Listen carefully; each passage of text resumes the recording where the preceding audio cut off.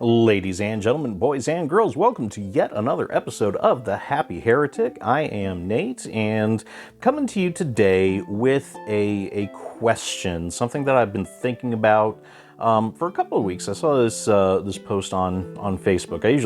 This is how I usually get my ideas, just scrolling through the various Facebook groups that I'm a member of that have to do with hobbying and painting and that sort of thing. And I see little interesting posts that kind of make me think a little bit, and I thought I would share something with you guys today. And this post asked a pretty simple question, and that was, what miniature are you most proud of? What's the one mini that you've painted that you can actually honestly say, you hold it up, look at it, show the world, and say, I am proud of this paint job. The one that I'm the most proud of, I mean, obviously I've done a lot of Nurgle stuff recently. If you follow me on my Instagram, and I'll put that link in the video description below, you see, I've done a lot of Nurgle stuff the last couple of months. I'm starting a Nurgle army myself, and doing it with oil paints for the most part, and I'm coming up. Get out of there! I'm coming up with a lot of pretty good paint jobs that I really love, and I'm just supremely proud with myself and love the work that I've done on these. They just look so gross. They really do. Starting out, it doesn't look like much when you get them down, but once you take a couple of steps to kind of punch things up, they can really look nasty. But these guys are not my proudest hobbying achievement. It's not even this tally man, which I love how I did the armor on him. This was another guy I did with oil paints, doing him up kind of like bruised skin, a flesh marine type of thing. Maybe I'll finish painting him one day. He's half done. He's been sitting in my pile of shame for a while. But even some of my finished works, like the Light of Eltharion, the bastard that he is, even this stuff, I'm not really. It's not my proudest hobbying achievement. Get out of there, Eltharion. Go away. The one mini that head and shoulders stands above the rest as I think my proudest hobbying achievement is this nasty boy right here. Now you might be looking at this thinking, Jesus Christ, what the hell is this monstrosity? What did he do to, is that an ogre or something? What the hell is this piece of crap that's sitting before us here? This, my friends, is indeed an ogre. It's a conversion I made back in high school. So this guy is about 20 years old, which makes me feel so old.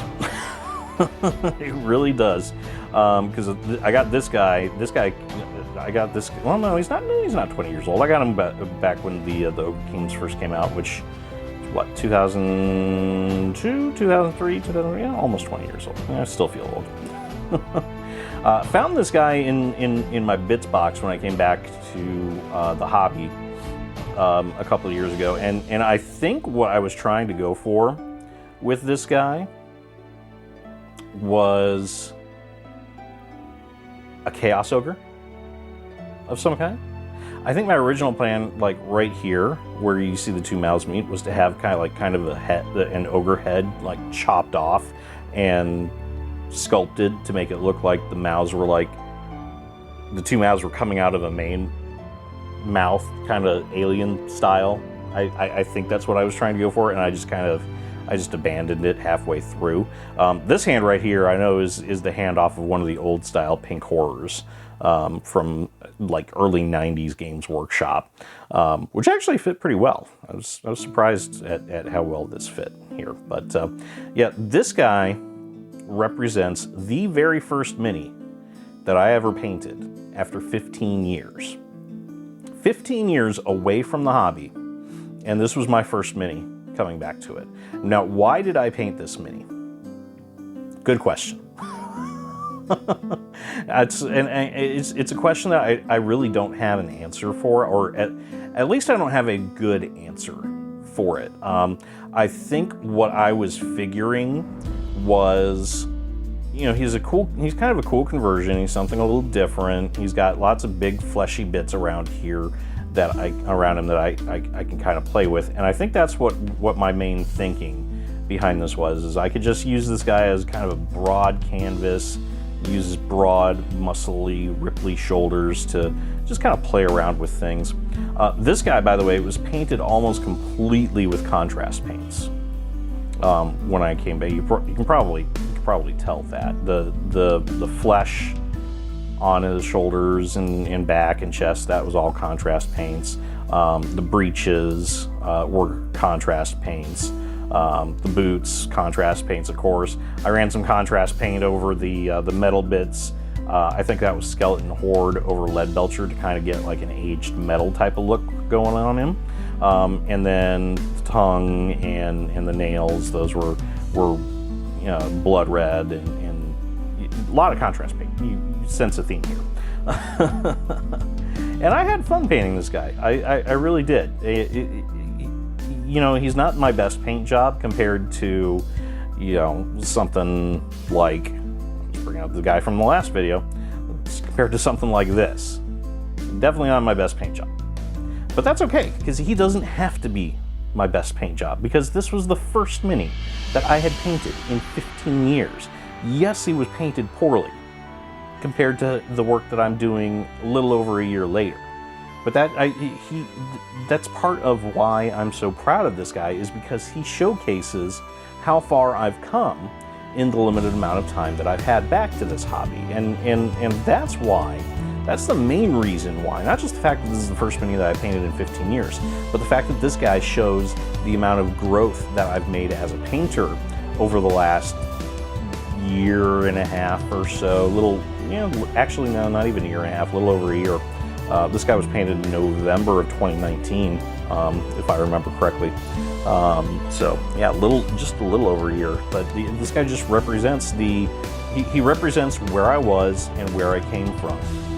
And all of the minis that I've painted since then represent the incremental growth that I've experienced along the way. You know, branching out and trying new things, kind of slowing down and taking my time.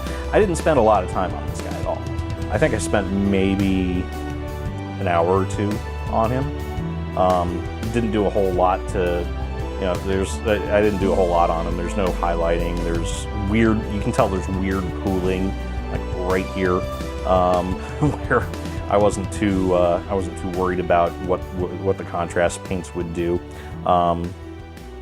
Yeah, I just slapped it, and this guy was not too thin coats, but I believe he was like 2 or 3 thick coats of dark oath flesh and all the rest.